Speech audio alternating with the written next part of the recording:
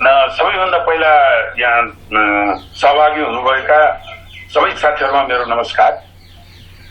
र यो विषयमा सुशीलजीले भन्नुभयो, खास गरी मेरो पृष्ठभूमि म पूर्वाधार नीति सम्बन्धीमा सार्वजनिक बहसमा अध्ययन अनुसन्धानमा संलग्न छु र म साझा पार्टीमा पनि संलग्न छु। र यो विषयमा एमसिसी एउटा वैदेशिक सहयोगको आयोजना, अलिक ठुलो आयोजना र खास गरी त्यसमा सडकको खण्ड सानो 5 करोड डलर जति चाहिँ सडकमा र ठुलो त्यसको चाहिँ अनुदानको हिस्सा ट्रान्समिसन लाइनमा। अनि यो मैले पहिला यो एमसिसीकोमा हार्डवेयरमा एउटा अमेरिकी ठुलो अनुदान आउने भयो भनेपछि वास्तवमा म यो मेरो विकासको एजेन्डाको बहसमा मेरो दृष्टिकोण के रहिआएको छ भने हामी विकासका बहुआयामिक पक्षहरू छन्। भौतिक विकास, आर्थिक विकास, सामाजिक विकास विभिन्न हुन्छन् र त्यसमा मेरो दृष्टिकोण चाहिँ के हो भने विकसित देशहरूको अरू देशको अनुभव हेऱ्यो भने पनि र हाम्रोमा पनि सुरुमा यो चाहिँ भौतिक विकासबाटै हाँकिनुपर्छ। त्यसपछि सँगसँगै भौतिक विकास भन्नाले सँगसँगै आर्थिक विकास पनि आइ नै हाल्छ। अनि अरू कुरा त्यसले चाहिँ हामी ट्रिकल डाउन इफेक्ट हुन्छ विकास अर्थशास्त्रमा, त्यसले ल्याउँछ। र हाम्रो जस्तोमा पूर्वाधारको विकास भनेको खालि एउटा संरचना मात्रै बन्ने नभएर त्यसले इकोनोमीलाई एउटा स्टिमुलेट गर्न, उद्वेलित गर्नको लागि पनि गर्छ भन्ने म त्यही कोणबाट बहसमा केही वर्षदेखि सामेल पनि छु। म विश्वविद्यालयमा यहाँ पढाउँछु पनि पार्टी र पार्टीमा पनि छु। त्यसैले यत्रो ठुलो अनुदान भौतिक पूर्वाधारको लागि आउने भन्दाखेरि मैले सुन्दाखेरि मात्रै यो राम्रो धेरै जसो डोनरहरू अहिले सफ्टवेयरमा हार्डवेयरको यस्तो ठुला आयोजना लिने भन्दा पनि रिपोर्ट निकाल्ने सफ्टवेयरहरू त्यसकोमा खास गरी यो 90 को बीचको दशकदेखिबाट यो डोनरहरूको त्यता चासो थियो। र यसैले अमेरिकाले एउटा छुट्टै संयन्त्र बनाएर हार्डवेयरमा आउने भन्दाखेरि त्यो एउटा नेपाल जस्तो देशको लागि त्यो सुखदै कुरो हो भन्ने मेरो दृष्टिकोण थियो। र जब यो बहसमा आउन लाग्यो, पहिला अखबारमा बहस आयो, मैले यसको पहिलोचोटि चाहिँ सायद यो एमसिसी नेपाल अफिस, अब पहिला के थियो एमसिए नेपाल भन्छ अहिले, त्यसको संस्थापक सिइओ पूर्व सचिव कृष्ण गेवाली र सायद रघु पन्त थियो। उहाँहरूको टेलिभिजन चाहिँ बहसमा हेरेपछि अब त्यतिखेर खास गरी अहिलेको सत्ताधारी दलको यसको चाहिँ आलोचना गर्ने पक्षको रघुपन्तजी हुनुहुन्थ्यो, अहिलेको नेकपाको स्थायी सदस्य। उहाँले उठाउनु भएका तर्कहरू मलाई खासै त्यसरी विरोधै गरेर गर्नुपर्ने जस्तो मलाई चाहिँ उहाँको लागेन। हुन त अब पूर्व सचिव कृष्ण गेवालीजीले के भन्नुभयो भने मैले त्यसलाई चाहिँ अहिले सम्झौता अहिले हेर्दाखेरि केही कुरा नभइदिए जस्तो अलिकति सुधारेर गर्न सकिन्थ्यो, तर त्यति धेरै आपत्तिजनक होइन भन्ने थियो। र रघुपन्तजीले यसको सार्वभौम सत्ता, स्वाधीनता, यो हाम्रो चाहिँ लेखा परीक्षण गर्न नदिने 4 कुरा भारतलाई किन तानियो थियो। र म तपाईँहरूसँग अहिले मलाई जसले सुनिरहनु भएको छ, मैले इमान्दारी साथ भित्र मेरो मनमा चाहिँ सायद यो राजनीतिकरण गरिरहनु भएको छ सत्ताधारी दलभित्रको। यो त्यति गम्भीर कुराहरू चाहिँ त्यति मात्रै कुरोले चाहिँ अब यो कानुनभन्दा माथि भन्ने मैले त्यति बेलासम्म यो सम्झौता पढेको थिइनँ त्यो टेलिभिजन कार्यक्रम हेर्दा। अनि कानुनभन्दा माथि त अरू प्रोजेक्टमा पनि भन्छ। म 4-5 वर्ष जति म नेपाल सरकारको अनुभव पनि छ। मैले सिँचाइ विभागको यो एसियाली विकास ब्याङ्कको सेक्टर प्रोग्रामको यो केन्द्रीय अफिसमा, आयोजना केन्द्रीय अफिसमा पनि केही लगभग 1 वर्ष जति मैले थिएँ काम। र त्यहाँ गर्दा त्यस्ता विश्व ब्याङ्क, एसियाली विकास ब्याङ्कसँग ती शर्तहरू, आयोजना व्यवस्थापनका शर्तहरू ती हुन्थे। कुनै कुनै खास गरी यो सार्वजनिक खरिद ठेक्का पट्टाको कुरा दाताकै निर्देशिका अनुसार हुन्छ, जुन हाम्रो सार्वजनिक खनिज ऐनको दफा 67 को खले छुट दिएको छ। दाताबाट फन्डेड आयोजना हुने हो भने उनीहरूकै चाहिँ गाइडलाइन हुने हाम्रो ऐनले नै छुट दिएको छ। त्यस्तै मध्यस्थता सम्बन्धी कानुन, मध्यस्थता भनेको अहिले आयोजनाको करारमा कुनै विवाद भयो, ठेकेदारसँग र चाहिँ क्लाइन्टसँग विवाद भयो भने त्यसको जुन मध्यस्थता आर्बिट्रेसन हुन्छ त्यसकोमा पनि के हुन्छ भने कहिलेकाहीँ दुवैको पक्षबाट, नेपाल सरकारको पक्षबाट ल सिङ्गापुरको कानुन लागू हुने, बेलायतको कानुन लागू हुने, त्यहाँ बेलायती ठेकेदार पनि हुँदैन, हामी क्लाइन्ट त नेपाल सरकार भयो, दुईटा सहमतिमा त्यो पनि हाम्रो कानुनले नै हुन्थ्यो। त्यसैले मलाई झट्ट हेर्दाखेरि यो त्यति चाहिँ यो राजनीतिकरणै गर्न खोज्नु लाग्छ तपाईँसँग यतिसम्म इमान्दारी साथ सेयर गर्दा। त्यसपछि म थोरै कानुनको म विद्यार्थी होइन, म चाहिँ केही जानकारी राख्छु। खास गरी मैले 2-2.5 वर्ष चाहिँ प्राइभेट दिन्छु भनेर लको अध्ययन गरेर परीक्षा दिनु पाइनँ, म पढ्न बाहिर पढ्न जाने सिलसिलामा। र पछि मैले यो पूर्वाधार नीति जुन मेरो पिएचडी को विषय पछि पोस्टडक गरेँ, मेरो थिङ्क ट्याङ्कमा काम गर्दा नि। र त्यसमा अब यो सार्वजनिक नीति भन्ने बित्तिकै कानुनका कुराहरू आइहाल्छ पब्लिक पोलिसीमा। त्यो कोणबाट मलाई चाहिँ त्यो चासोको विषय म आफै होइन, त्यसैले मैले त्यो पढेँ। मैले यो सम्झौताहरू नेपाली भर्सन इङ्ग्लिस भर्सन पढ्दै जाँदाखेरि त्यो जति जति पढ्दै गयो अत्यन्त जटिल भाषामा लेखिएको छ। कानुनको भाषा जटिलै हुन्छ, अङ्ग्रेजीमा लेखियो, तर त्यो यति घुमाएर त्यो चाहिँ लेखिएको छ। नेपाली भर्सन पनि छ, अङ्ग्रेजी छ, दुवै पढ्दा 78 पेजको छ। अनुसूचीहरू छन्, कति अनुसूची पनि त्यो सम्झौताकै पार्ट हुन्छन्। त्यो पढ्दै गएपछि 2-4वटा क्वेसन चाहिँ अलिकति अस्वाभाविक आए र त्यतिखेर मैले त्यो हेरिसकेपछि र यो वैदेशिक सहयोग ओडिए वैदेशिक सहयोगमा दाताहरूको स्ट्राटेजी कस्तो हुन्छ, द्विपक्षीयको कस्तो हुन्छ, द्वैपक्षीय भनेको एसियाली विकास ब्याङ्क खास गरी विश्व ब्याङ्क के स्वार्थ हुन्छ अथवा उनीहरूको अब्जेक्टिभ के हुन्छ। दाताको अब्जेक्टिभ र रेसिपिएन्ट कन्ट्रीको अब्जेक्टिभ कहिलेकाहीँ फरक पनि हुन्छ। नेगोसिएसन भनेको त्यही हो, त्यहाँ मिलाउनु।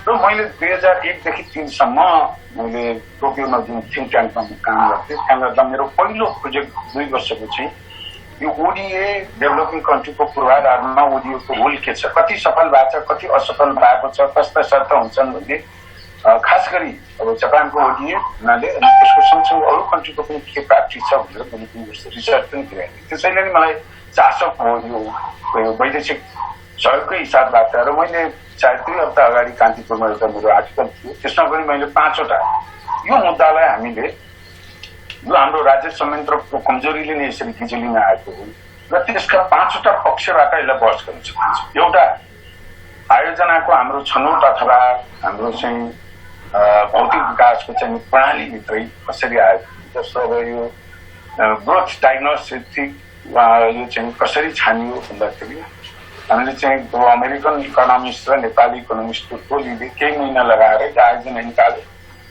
भौतिक विकासको हामी योजनाबद्ध विकास गर्छौँ भने त्यो पोइन्ट नै अलिकति हामीलाई चाहिँ झस्काउनु पर्ने, किनकि हामीसँग 5 इयर प्लान छ। एउटा दाताले 50 करोड डलर लिएर आउँदाखेरि त हाम्रो त फटाफट आयोजना दिन सक्नु पर्ने हो नि। यो हाम्रो प्राथमिकता, हामी त 20वटा प्राथमिकता आयोजना छन्, हाम्रो पञ्चवर्षीय योजनामा यो लक्ष्य छ, यो प्राथमिकता सेक्टर हो भनेर हरेक दातै पछि अब यो फेरि स्टडी गरेर त्यहाँ चाहिँ ग्रोथ डायग्नोस्टिकको मेजर अब्जेक्टिभ के भन्दा नेपालको ग्रोथको ब्यारियर के हो भनेर अनि पत्ता लगाउनु पर्ने भनेको त त्यो त त्यो चाहिँ पद्धति त होइन। अब फेरि भयो के खोदा पहाड निक्ला चुहा भने चाहिँ उही विद्युतमा लोड सेडिङ थियो, विद्युत भयो, यातायात भयो भने त्यहाँ 9 लाख केही छैन। अब त्यो कुराबाट हेर्दा हाम्रो समग्र भौतिक विकासको योजना र पद्धतिमा यसले केही क्वेसन उठाउँछ। त्यस्तै वैदेशिक सहयोगको परिचालन कसरी गर्ने भन्नेमा क्वेसन उठाउँछ। अर्को हाम्रो राजनीतिकै हेर्नुहोस्, अब यही यसमा भन्नु हो भने भदौ 2014 भदौ 5 मा आम निर्वाचनको घोषणा भयो। भदौ 29 मा ज्ञानेन्द्र बहादुर कार्की तत्कालीन अर्थमन्त्रीले गरेर सही हो। एउटा खरबार शुक्रलाई सरुवा गर्नको लागि आचार संहिता लाग्छ। यत्रो पार्लियामेन्टबाट सन्धि अन्तर्गत अहिले त्यो बहस भइरहेछ। यसले गर्दा किन काम चलाउँछ सरकारले गरेर निर्वाचित आइसकेपछि पनि सकिएन, अथवा हाम्रा सांसदहरू अहिले आएर किन यो राजनीतिक बहस भयो। 11 देखिबाट त्यतिखेरको हामीले क्रोनोलोजी हेऱ्यो भने त छन् मेजर त्यहाँ इन्भल्भ गर्ने कर्मचारीहरू छन्, अनि त्यसपछि कन्सल्टेन्टहरू छन्, विज्ञहरू छन्। राजनीति हाम्रो सांसदहरूलाई संसदीय कमिटीले कहिले छलफल गर्यो। एमसिसीको जुन एक्ट छ, एमसिसी एक्ट 2003 अमेरिकाको, यसले त हरेक नेगोसिएसन पनि अमेरिकाको कङ्ग्रेसनल कमिटीलाई जानकारी दिनुपर्छ, यसको सुपरभाइज दिन्छ। त्यसैले हाम्रो राजनीतिक प्रक्रिया पनि यो पछाडि अहिले चाहिँ बास गर्ने बेलामा आएर जुन राजनीतिज्ञहरूको चासो छ त्यो सुरुमै भइदिएको भए यस्तो हुँदैन थियो होला। यी यावत कुराहरू म यसमा फेरि गर्न चाहन्न। मैले खालि के पृष्ठभूमि भने यसमा चाहिँ यो मेरो दृष्टिकोणको मैले पृष्ठभूमि जसले मलाई सुनिरहनु भएको छ, हेरिरहनु भएको छ, त्यो बुझ्नलाई सहयोग होला भनेर मात्र मैले थोरै प्रख्यात हुँ। र अब यसमा एउटा मेरो अनुभूति के हो भने म यो 2-2.5 महिनादेखिको यो छलफलको उसमा मेरो प्रयास चाहिँ मैले पोजिसन लिने भन्दा पनि सुरुदेखि मैले यो सम्झौता पढ्ने बित्तिकै प्रेरणा फेसी भन्नु पहिलो इम्प्रेसनमा यो अलिकति केही गडबड छ है, यसमा के चाहिँ हेर्नुपर्ने छ भन्ने चाहिँ यो छलफलको विषय हो। नभएदेखि एउटा दुईटा सरकारको बीच एउटा आयोजनामा भएका नीति गएर त्यहाँ भएका शब्द केलाएर गर्नु जरुरी हुँदैन सामान्यतया। तर यो होइन है भन्ने चाहिँ इम्प्रेसन भएपछि मैले अलिकति यसलाई चाहिँ अरू यसको पृष्ठभूमिमा खोज्ने कानुनविदहरूसँग यसका चाहिँ मलाई कन्फ्युज भएका कुराहरूमा स्पष्टता खोज्ने, अब आयोजना चाहिँ म्यानेजमेन्टकै साथीहरूमा अहिलेको प्र्याक्टिस के हो मलाई यो द्विपक्षीय बहुपक्षीयको मेरो रिसर्चकै बेलामा पनि धेरै यस्ता आयोजनाहरूको कन्ट्र्याक्टको बारेमा केही जानकारी राख्छु। जस्तो अब त्योभन्दा किन यस्ता शर्तहरू राखिए भन्नेमा यो जति म छलफल गर्दै जान्छु खास गरी सरकार पक्षबाट आएको व्याख्या चाहिँ अत्यन्तै अपुरो, भ्रामक, अड्कली सूचना दिने, त्यसले गर्दाखेरि झन् एउटा कन्फ्युजन। र जब तपाईँको अपर्याप्त सूचना हुन्छ र सरकारप्रति अविश्वास बढ्दै गएपछि आम मान्छेमा केले मौका पाउँछ भने एउटा कन्स्पाइरेसी थ्योरीले मौका पाउँछ, अतिरञ्जना। र त्यो अस्वाभाविक होइन। जब कम्प्लिट एउटा विश्वसनीयतामा पनि कम हुन्छ, किनभने हाम्रो राजनीति केही दशकदेखि राजनीति जसरी चलिरहेको छ आम जनतामा राजनीतिप्रति गुनासो छ, विश्वास गुमाउँदै गएको छ हाम्रो पार्टीका नेताहरूले, हाम्रो राज्य समिति। र त्यहाँमाथि अब एकातिर चाहिँ अलि अस्वाभाविक किसिमको सम्झौता छ, त्यो पनि सुपर पावरको सँग। अनि त्यसपछि सरकारको व्याख्या चाहिँ के आउँछ भने अड्कली किन अपुरो र त्यो भ्रमलाई अझ भ्रम थप्ने किसिमको व्याख्या आउँछ। अब त्यसले गर्दा मेरो अनुभव पनि के रह्यो भने मैले यसलाई जति जान्ने प्रयास र एउटा तथ्यलाई मूल गर्नुभन्दा ती तथ्यहरू यस्ता निस्किए कि यसको पक्षमा भन्दा यसको जस्ताको तस्तै पास गर्ने जुन अहिले हिजो प्रधानमन्त्रीजीले राष्ट्रिय पार्टी बोल्नुभयो उहाँकै अभिव्यक्ति यो नपढेका मान्छेहरूले यो सम्झौता नपढेका मान्छेहरूले हावामा लाएर बोलेका के होला त्यस्तो मैले भने हो यो देशभरि एउटा बहसको विषय बन्नुपर्छ। जब तपाईँको सरकारले आम नागरिकको आशंका मेटाउने गरेर डे 1 नै भनिदिनु भएको भए हुन्छ नि। जब तपाईँको पार्टीभित्र हामीलाई थाहा छैन त्यो तपाईँको पार्टीभित्रको प्रधानमन्त्रीको पार्टीभित्रको के दाउपेच हो, के षड्यन्त्र हो, तपाईँको चाहिँ कुर्सी खोज्न खोजेका हुन्छ तपाईँहरूको मित्र तपाईँहरूको कुरा हो। तर जब यो बहसमा आयो, राष्ट्रिय बहसमा आएपछि नेपाल सरकारको तर्फबाट यो भएको है 5 वर्षदेखिको क्रोनोलोजिकल चाहिँ एउटा चाहिँ डेभलपमेन्ट यो भयो यहाँका यी बुदाको अर्थ यो बुदाको अर्थ यो दिएको भए त नागरिकहरू सुशिक्षित हुन्, तपाईँको सरकारप्रति विश्वास हुनसक्छ। म नै आज तपाईँहरूको यस्तो कार्यक्रममा बोल्दाखेरि म एउटा भौतिक विकासको पैरवी गर्ने मान्छेले होइन यो केही दिन त्यसैको पक्षमा बोलौँ तर त्यो भएन। त्यसैले यो मूलत कुरो के हो भने अझै पनि तथ्यहरू प्रधानमन्त्रीजीले संसदमा बोल्दाखेरि यस्ता विषयमा उहाँकै पार्टीको पूर्व प्रधानमन्त्री उहाँको कलिग पूर्व प्रधानमन्त्री झलनाथ खनालजीको रिपोर्टमा छ नि त, उहाँले जता हरेक बुदामा त्यहाँ भन्नु आएको छ। राष्ट्रिय सभामा बोल्दा उहाँले ती बुदाको अर्थ के हो भनेर हामीले उहाँलाई टेलिभिजनमा सुन्दाखेरि त त्यसमा अर्थाइदिनु भएको भए त हामी स्पष्ट हुन्थ्यो। तर उहाँले त्यो गर्नु भए उहाँले के भन्नु हो यो नपढेकाहरूले लहरीमा लाग्नेले यो सम्झौतै देखेका छैनन्, कागले कान लगायो भनेर त्यसपछि त हुनेछ सबै त्यो होइन।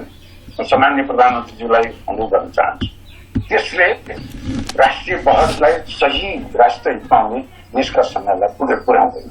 अब मेरो यो बुझाइको म थोरै अब म यहाँ केही 10-12 मिनट जति म तपाईँहरूलाई केही स्लाइड देखाउन चाहन्छु। मैले यसमा खास गरी कसरी मैले यसलाई हेरेको छु भने यसमा 3 तहका मेजर मुद्दाहरू छन्, थुप्रै मुद्दाहरू छन्, सबै मुद्दाहरू बराबर गुरुत्वका छैन। र मैले मेरो बुझाइमा मैले 2वटा मुद्दालाई चाहिँ सबभन्दा गुरुत्वको मुद्दामा राखेको छु, 2टा इस्युलाई। त्यसपछि अरू केही प्राविधिक इस्युहरू छन् ती पनि प्रिय छैनन्।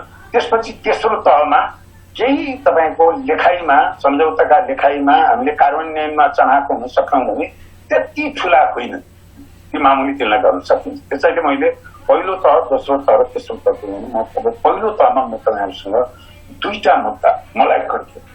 यो दुईटा मुद्दा चित्तबुद्ध किसिमले यी दुईटा मुद्दाको टुङ्गा नलगाइकन यो पास हुनु हुँदैन, यो भयो भने यो राष्ट्रिय हित हुँदैन भन्ने मेरो विचार हो। यो दुईटा मुद्दामा म यहाँलाई यो पावरपोइन्ट स्लाइड मार्फत सेयर गर्न चाहन्छु।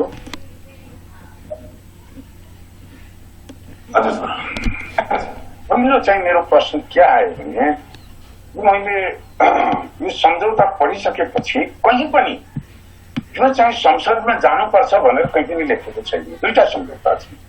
एउटा सन् 2017मा ज्ञानेन्द्र बहादुर कार्की, तत्कालीन अर्थमन्त्री ज्ञानेन्द्र बहादुर कार्कीले सही गर्नुभयो, जसलाई मूल एमसीसी कम्प्याक्ट भनिन्छ, मूल सम्झौता। त्यसपछि सन् 2019मा वर्तमान अर्थमन्त्री डाक्टर सुryaraj Acharyaले सही गर्नुभएको, जसलाई प्रोजेक्ट इम्प्लिमेन्टेसन, कार्यक्रम कार्यान्वयन नै सम्झौता भनिन्छ। यो दुईटै सम्झौता फेरि यो चाहिँ एउटा लागू हुने सम्झौताकै रूपमा लगिनेछ। पहिला चाहिँ मेरो प्रश्न के रह्यो भने मैले यो सम्झौता हेर्दा यो अखबारमा त के देखियो भने अखबार मात्र होइन, सरकारकै मान्छेले यसका पक्षधरले टेलिभिजनमा बोल्दा पनि के भन्नुभयो भने होइन पार्लियामेन्टमा लाने त्यहाँ शर्त छ, अर्थमन्त्री सही गरेर आइसक्नुभयो, हामी पार्लियामेन्टबाट पास गर्छौँ भने त्यसो गरेर लग्नु पर्यो।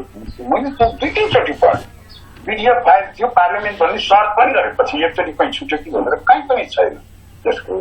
र यो पार्लियामेन्टमा लग्नु पर्ने, पार्लियामेन्टमा लगेर सन्धि अनुसार पार्लियामेन्टले पारित गर्नु पनि किन आवश्यकता भएको भन्ने प्रश्न चाहिँ त्यसले आयो। र त्यसपछि त्यो प्रश्नको उत्तर यो हाम्रो झलनाथजीको प्रतिवेदनमा पनि त्यो लेखिएको छ, उसमा छैन। पछि त अलिक क्लियर भयो, सम्झौतामै छैन। तर यो सम्झौता गरेर आइसकेपछि कानुन मन्त्रालयले, अर्थ मन्त्रालयले के राय दियो भने यो पार्लियामेन्टमा पास नगरिकन यो सम्झौता लागू गर्न सकिँदैन, यसले कानुनी मान्यता पाउनुपर्छ।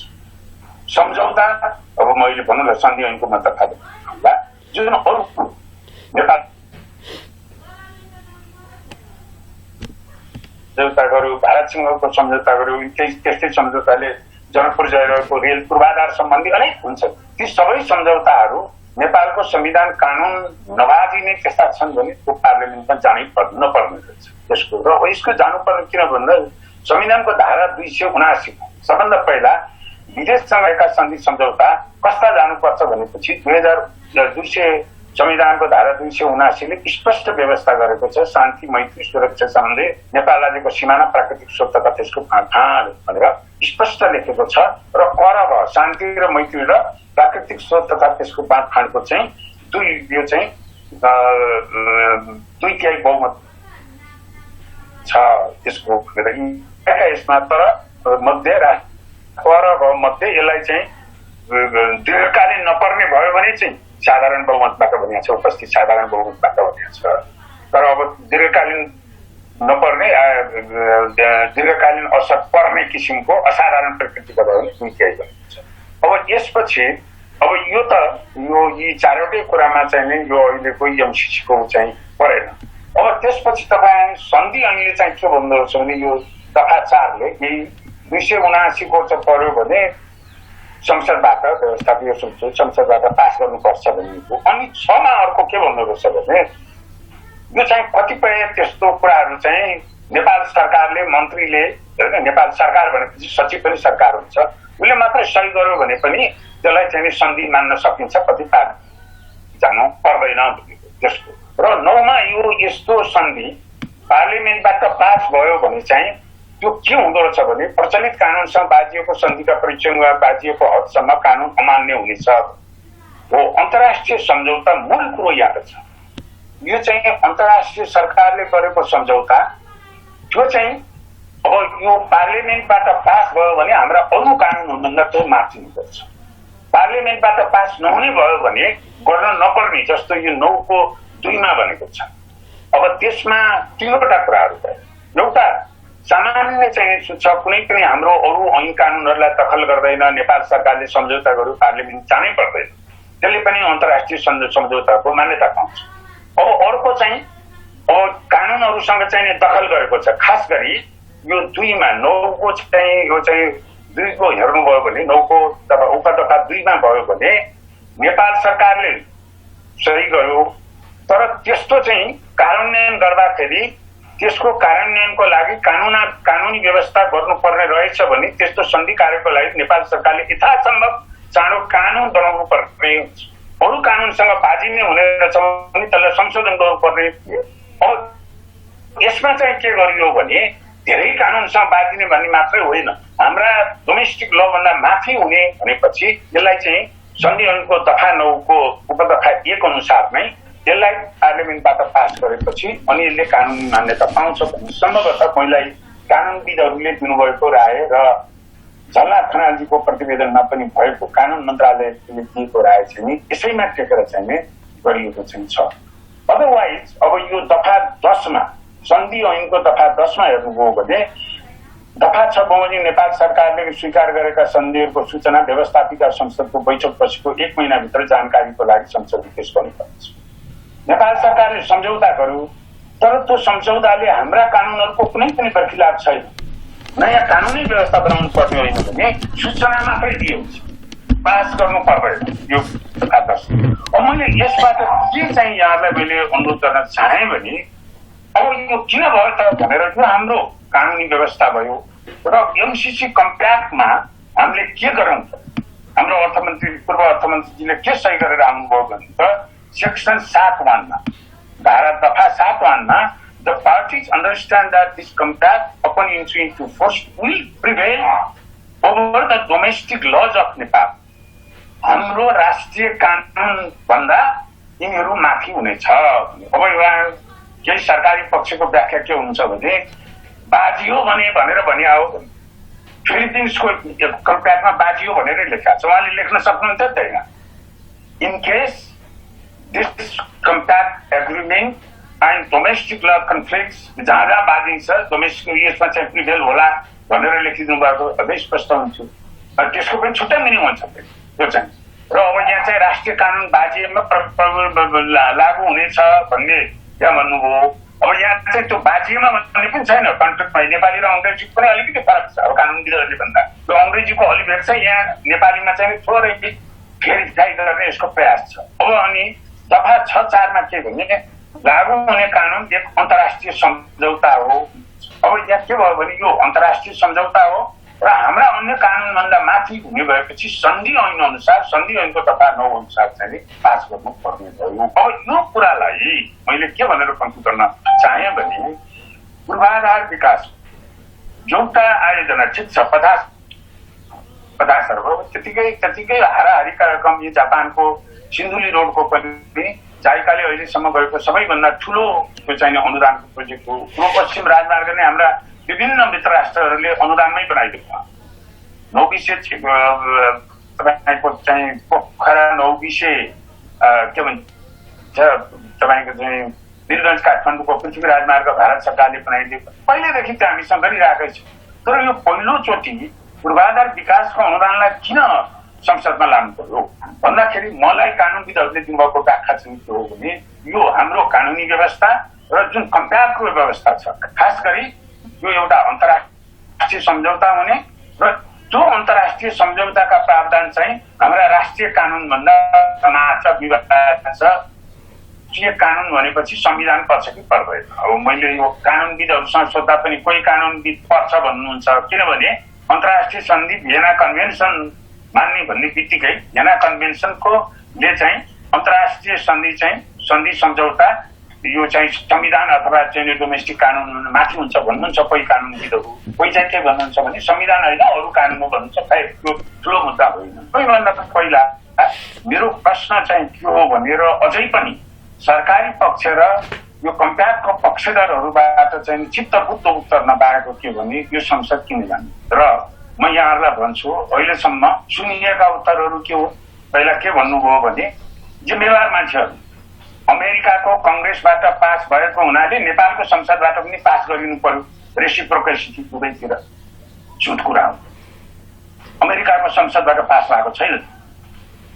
एमसीसी एक्ट 2003 मा के व्यवस्था छ भने एमसीसी को बोर्डले एग्रिमेन्ट तयार गर्दा नेगोसिएट गर्दा संसदीय समितिलाई सूचना दिन्छ। हाम्रा संसदीय समितिहरू छन्, त्यस्तै अमेरिकाको सिनेटको फरेन रिलेसन कमिटीलाई जानकारी दिन्छ, उसले निर्देशन पनि दिन्छ। तर हाम्रो संसदबाट पास हुने भनेको त त्यसले कानुनी मान्यता पाउने त्यही त्यो अर्थको अमेरिकी कङ्ग्रेसबाट पास भएको होइन। मैले पाएको सूचना अनुसार अब उहाँहरूले मलाई सुनिरहनु भएको तपाईँ साथीहरूसँग योभन्दा रिफाइन्ड सूचना छ भने त म फेरि मेरो दृष्टिकोण परिवर्तन गर्छु। होइन यो त एकदमै अमेरिकी सदनमा यसरी नै गएर छलफल गरेर नेपाललाई 50 अरब दिने भने त सबै अमेरिकन सेनेटरहरूले चाहिँ टेबल ठटाएर पास भएकै हो। औपचारिक चाहिँ सूचीमा परेर मैले सूचना पाएँ भने तर अहिलेसम्म म पाएको अमेरिकाको सदनले पेश भएर पास भएको हुनाले नेपालको सदनले पनि त्यसरी नै पास गर्नुपर्छ भन्ने कुरा गलत हो। त्यो सरकारी पक्ष र यसको पक्षधरबाट आएको झुट कुरा नम्बर 1। दोस्रो के भने अब यो एमसी नेपालको वेबसाइटमा हेर्नुभयो भने पनि त्यही छ, उहाँहरूको पनि गोलमटोल राखेको छ। दोस्रो के आयो भने त्यसपछि एक थरी एमसीका पक्षधर सरकारीतिरबाट होइन, नेपालमा त बराबर सरकार परिवर्तन भइरहने एउटा पार्टी अर्को पार्टी के भन्छ त्यसै गरेर पार्लियामेन्टमा लगेर पास गर्यो भने एउटा अपनत्व हुने सबैको त्यसको त्यो पनि गलत। त्यो अपनत्व भनेको कानुनको मान्यता पाउने र त्यो अपनत्व भनेको फरक कुरा हो। किनभने त्यो कुरा त अरू प्रोजेक्टहरूमा पनि लागू हुन्छ, अरूबाट पनि लागू हुन्छ।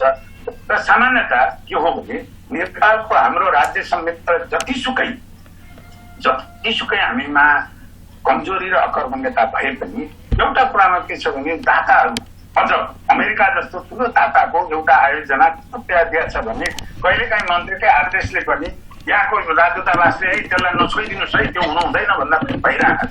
त्यस्तो जापानको दिएको सिन्धुली रोड द्वन्द्वको बेलामा बनिरहेको आयोजना हो। त्यसैले त्यो ओनरसिपको लागि जाने भन्ने पनि त्यो पनि छली कुरा झेली कुरा हो। ओनरसिपको भने सूचना मात्रै दियो भने त्यसलाई कानुनी मान्यता हुने गरी पास गरिनु पर्दैन। किन परेको हो भने यस्ता किसिमका कन्ट्र्याक्टमा भएका प्रावधानहरूले गर्दाखेरि अब तेस्रो अझ के आउँछ होइन, यो त सबैले जानकारी दिनलाई सांसदहरूलाई जानकारी दिनलाई त सन्धिहीनको तथा रस अनुसारको सूचना मात्रै के भइहाल्यो, किन पास गर्नु। त्यसैले यो कुरा अझै सल्टिएको छैन र मैले जुन दुईवटा प्रमुख मुद्दा भने एउटा मेरो अझै पनि मेरो दृष्टिकोण चाहिँ के हो भने यसलाई रिनेगोसिएट गरेर संसदमै नलैकिन यस्ता प्रावधानहरू ऐनको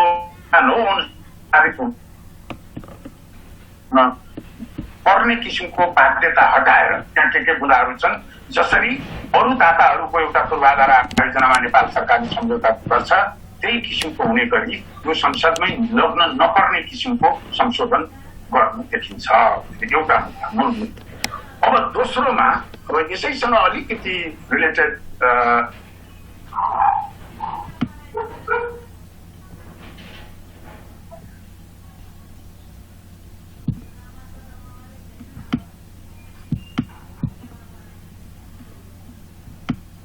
अर्को चाहिँ के छ भने यो खास गरी तपाईँले ट्रान्समिसन लाइनकोमा पुगिरहनु भएको थियो हजुर अघि सम्झौताको तथा 5.5मा सर्भाइभल भन्ने क्लजमा एउटा संसदमा किन ल्याउनुपर्छ। दोस्रो मेरो चाहिँ मेजर मुद्दा मलाई लागेको चाहिँ जुन अरू लेखा परीक्षणका बौद्धिक सम्पत्तिका मैले त्यसलाई दोस्रो क्याटेगोरी राखेको छु। ती मेजरै त्यसलाई चाहिँ हामी 5 वर्षमै कम्प्लिट हुन्छ भने अवांछित त छन् त्यो होइन। मैले पहिलो क्राइटेरिया राखेको छैन। मैले पहिलो क्राइटेरियामा अर्को राखेको चाहिँ सम्झौताको तथा 5.5 यसले के भन्छ भने कायम रहने हामीले 7/4ले सायद यसले के भन्छ भने यो आयोजनाको अवधि चाहिँ 5 वर्षको भनेर ठाउँ बनेको छ। तर त्यो माथि सबै यो 5 वर्षमा कोही सिद्धिने रहेनछ। 5/5मा के राखेको छ भने यस दफा 2.7 2.8 3.8 5.2 5.3 5.4 तथा 6.4 अन्तर्गतका नेपाल सरकारका जिम्मेवारीहरू प्रस्तुत सम्झौताको समाप्ति रेगुलर भएर 5 वर्षमा समाप्ति भयो भने निलम्बनमा अन्त्य अथवा बिचैमा निलम्बन गर्नु भने पनि त्यसपछि पनि कायम रहिरहनेछन् भनेको अनन्तकालसम्म कायम रहनेछ। त्यो कहिल्यै सिद्धिँदैन। दफा 2.8 का शर्तहरू यी 9 वटा मध्ये 2.8 का शर्तहरू प्रस्तुत सम्झौताको समाप्तपछि 120 दिन यो चाहिँ 4 महिनामा सिद्धिन्छ। 2.8 चाहिँ त्योभन्दा बाँकी 8 चाहिँ अनन्तकालसम्म जान्छ। बहस हुनुपर्ने त्यसमा अब यसले इमिडिएटली तपाईहरुलाई प्रश्न आयो होइन त्यो 8वटा दफामा के रहेछ त नि त्यस्तो त्यसमा के छ नि त अरु चाहिँ भन्नु भने यो 8वटा दफा मध्ये दफा 2.7 ले यसले के भन्छ भने यो एमसीसी को फन्डिङ भनेको अब यहाँ अलिकति भेट के छ भने त्यो फन्डिङ र त्यसले यसमा तल्लोमा छ प्रोग्राम एसेट लेखेको छ तपाईले हेर्नुभयो भने क्लियर हुन्छ प्रोग्राम एसेट भनेको त्यो पूर्वाधार त्यो ट्रान्समिसन लाइन त्यो चाहिँ त्यसको प्रयोग चाहिँ के हुनु हुँदैन भने त्यसले अमेरिकी कानुनको बर्खिलाफमा त्यसलाई प्रयोग गर्न पाइँदैन र अमेरिकी नीति पनि र अमेरिकाको सुरक्षा चासो पनि त्यो कुनैमा पनि त्यो एसेट त्यो पूर्वाधारलाई प्रयोग गर्न पाइँदैन अनि चाहिँ 2.7 मा छ र 5.3 मा के छ भने 1.2 छ 5.3 ले के गर्छ भने केही गरी नेपालले गर्यो 10 वर्षपछि त्यहाँ ट्रान्समिसन लाइन बनिसकेपछि नेपालले चाहिँ भयोलेट गर्यो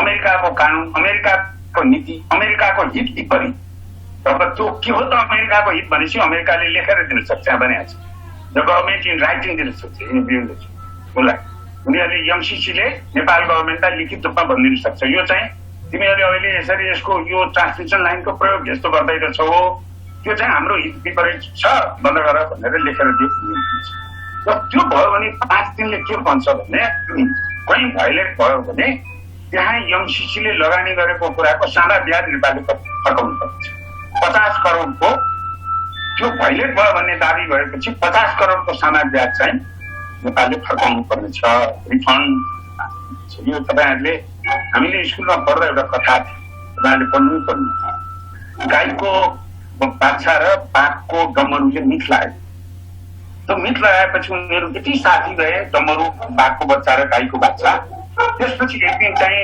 डमरुकी आमाले चाहिँ नि त्यो गाईको बाछाको आमालाई चाहिँ मार्छ गाईले बाघले त मारिहाल्छ गाईको मिठ अनि उनले डमरुले झगडा गर्छ म छोड्छु मेरो साथीको मिठको चाहिँ आमाले भन्छ कुनै बुझ्दैन त्यो चाहिँ गाईले मेरो माथि गएर पानी धमिल्याइदियो म तल पानी पिउँदै थिएँ उसको के निर्दोष त्यो गाईको भनेर उनले आर्ग्यु गर्छ डमरुले आफ्नो आमासँग त्यो गाईले चाहिँ म तल पानी खाँदै थिएँ तेरो मिजुको त्यो बाछाको माउले चाहिँ माथि गएर मेरो पानी धमिल्याइदियो त्यसो गरेर मारिहाल्छ हो हामी ठुलो शक्ति राष्ट्र ठुलो शक्ति र सानो देशको हामीले सम्झौता गर्दाखेरि जुन 5 दिनको छ मैले भनेको मलाई यो फेरि म तपाईहरुलाई अनुरोध गर्छु कानुनविदहरुको व्याख्या र थोरै त अब यहाँ कानुनविद नै हुनुपर्ने कुरा पनि छन् कति प्रकारका कुराहरू स्पष्टता पनि छन् त्यसको र अहिले बहसमै पनि छ र यसको बुझाइमा मैले कान्तिपुरमा यो बारेमा आर्टिकल लेख्दाखेरि पनि मैले उदाहरण कुरा लेखेको छु यसका आशय गम्भीर जस्ता देखिन्छन् किनभने म त्यो कानुनको व्याख्या गर्ने हैसियत कानुनमा पुग्नु कानुनविद पनि हुँदैन यो पढ्दाखेरि सरस्वती पढ्दा अलिक गम्भीर हुन्की जस्तो देखिन्छ साँच्चीकै यसको अर्थ आशय यस्तै हो भने त यसमा त चाहिँ पुनर्विचार गर्नुपर्छ पढ्ने हुन सक्छ र त्यसपछि मैले यसको जानकारहरू संवैधानिक कानुन अन्तर्राष्ट्रिय कानुनका मैले यससँग यो सोद्धाखेरि अब धेरैले चाहिँ अब यसको व्याख्या हो तर सर हेर्दाखेरि त एउटा आपत्तिजनक छ जस्तै भन्ने कुरा आयो र अब यसै सन्दर्भमा यो खास गरी 2.7 को र यसमा यो अर्को PIA प्रोजेक्ट इम्प्लिमेन्टेसन एक्ट 2019 हो यो डाक्टर युवराज खतिवडाले सही गर्नुभएको वर्तमान यसमा पनि त्यही आशय एसेटहरू यो बन्ने भौतिक एसेट र भौतिक पूर्वाधारहरूको यसमा अझ कडाइका साथ लेखिएको छ त्यसको हेरफेर गर्न बदल्न केही गर्नु पर्यो भने एमसीसी को स्वीकृति चाहिन्छ भन्ने अर्थमा छ यो 2019 मा सही गरेको अझ स्पेसिफिक अझ कसिएको छ यसमा र यो अहिले एउटा उसमा चर्चामा आइरहेको सायद सत्ताधारी दलको स्थायी समितिको इमरावजीले एउटा कार्यक्रममा हुनु स्वामित्व नै अमेरिकाको हुन्छ भन्ने अब त्योसम्म त मलाई लाग्दैन स्वामित्व नै ट्रान्समिसन लाइनको जग्गाको स्वामित्व नै एमसीसी को हुन्छ भन्ने अर्थसम्मको त यहाँ छैन तर नियन्त्रण चाहिँ कानुनी भाषाहरू जटिल छन् नियन्त्रण चाहिन्छ उसको स्वीकृति नदिकिन हामीले त्यसलाई हेरफेर गर्न नेपाल सरकारले नपाइने हो कि अब यही बहसकै सिलसिलामा भएको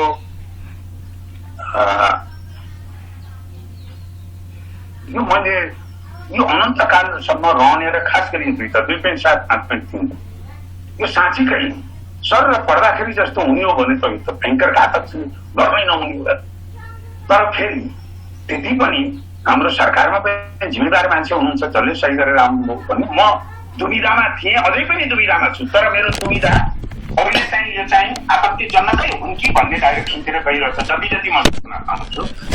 र खास गरी यो केही दिन अगाडि नेपाल सरकारका पूर्व सचिव रामेश्वर खनालको सेतो पार्टीमा 2 भागमा थियो। मैले यहाँ स्क्रिनसट नै हाल्छु, तपाईँले यो पढ्न सक्नुहुन्छ सेतो पार्टीमा उहाँ।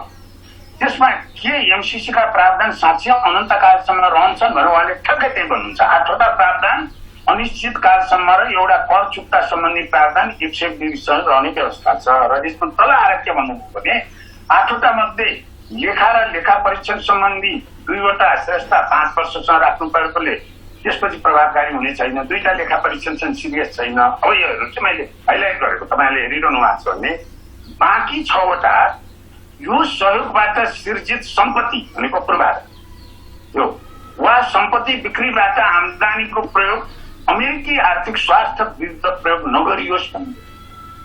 त्यसमा अब बौद्धिक सम्पत्तिमा त म यसलाई म अझै स्पष्ट पनि छैन, त्यति सिरियस नहोला भन्ने चाहन्छु। त्यसरी मैले पहिले उसमा राख्न। उहाँले के स्वीकार गर्नुभयो भने यहाँ 6वटा धारा ती चाहिँ अमेरिकी स्वार्थ विरुद्ध त्यो पूर्वाधार निरन्तर कालसम्म, अनिश्चित काल भनेको त्यसको लिमिटेसनै छैन, त्यहाँसम्म पनि ती पूर्वाधार अमेरिकी स्वार्थ विरोधमा काम नगर्नुहोस् भन्ने छ। झट्ट सुन्दाता एउटा दाताले उसको करदाताको पैसाबाट 50 करोड दिएको छ, अनि त्यो उसको स्वार्थ विरुद्ध युज गर्न पाइन्छ त?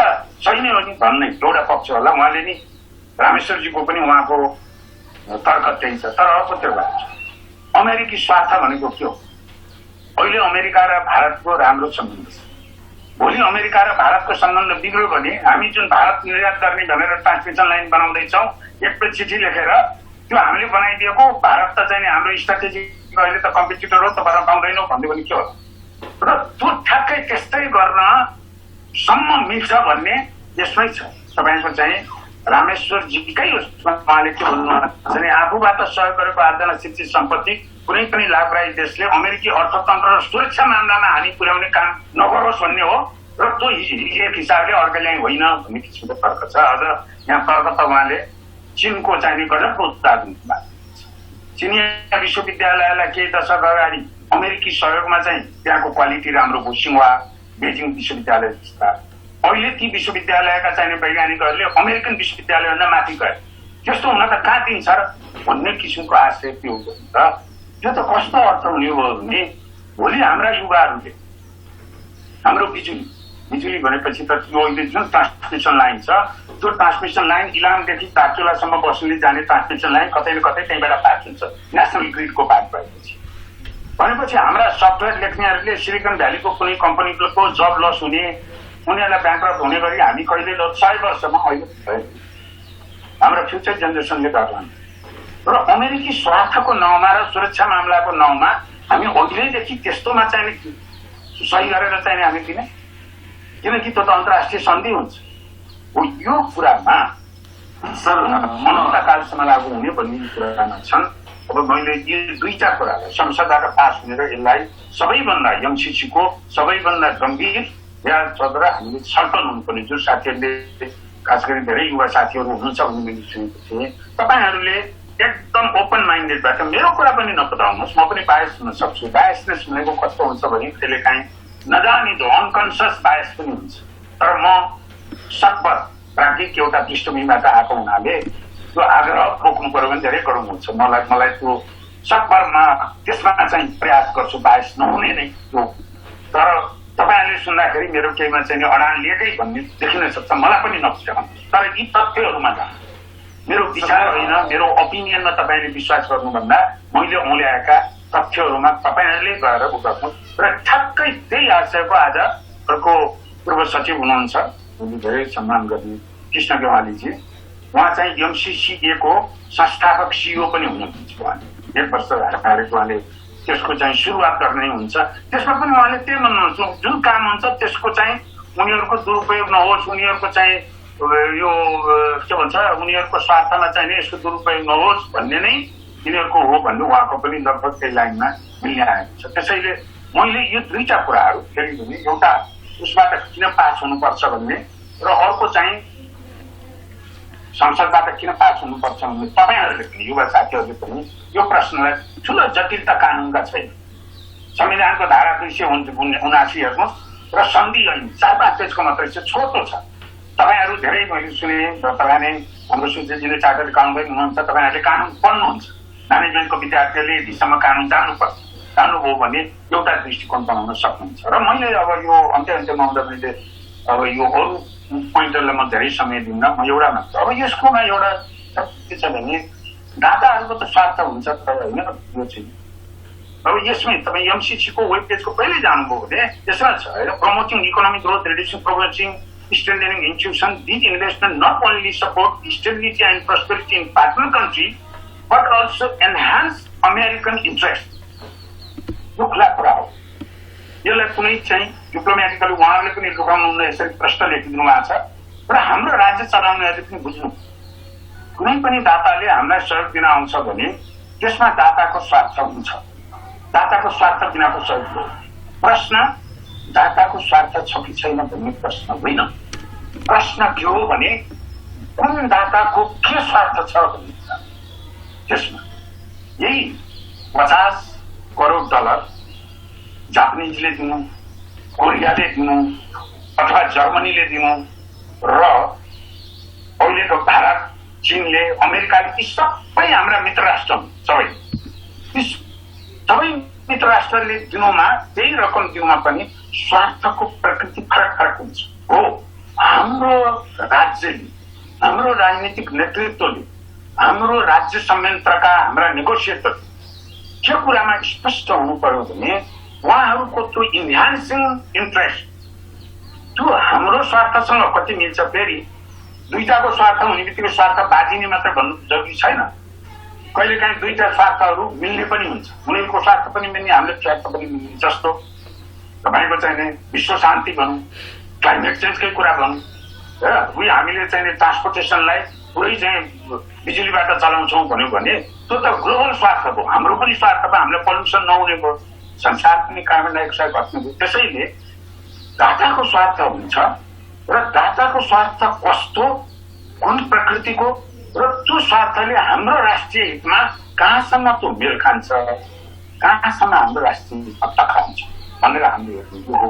र म यहाँलाई के निवेदन गर्छु सर, मैले हजुरलाई त्यो हजुर जसरी नेपाल सरकारले एमसिसीको प्रक्रिया सुरु गर्यो त्यहाँदेखिबाट हेर्ने हो भने यी कुरामा गम्भीरताका साथ हाम्रो राजनीतिक तहमा यसको बहसै भएको भेटिँदैन, कहिले पनि भेटिँदैन। कहाँबाट भएको छ त भन्दा कर्मचारी संयन्त्रबाट र विज्ञ र अझ एमसिसीमा को यो प्रोसेसमा काम गर्ने कन्सल्ट्यान्टहरू। इभन तपाईँले सार्वजनिक बहसमा हेर्नुभयो भने पनि धेरै जसो सुरुदेखि नै यो प्रोसेसमा इन्भल्भ हुनुभएको, व्यावसायिक रूपमा इन्भल्भ हुनुभएको विज्ञ कन्सल्ट्यान्ट विज्ञहरू देखिन्छ। र त्यसमा के हुन्छ भने कुनै पनि एउटा प्रोसेसमा कोही इन्भल्भ भएको हुन्छ भने त त्यहाँ जानेर नजानेर हुन्छ, आफूले गरेको काम प्रोसेससम्म ल्याएको एउटा त्यसमा अट्याचमेन्ट पनि हुन्छ।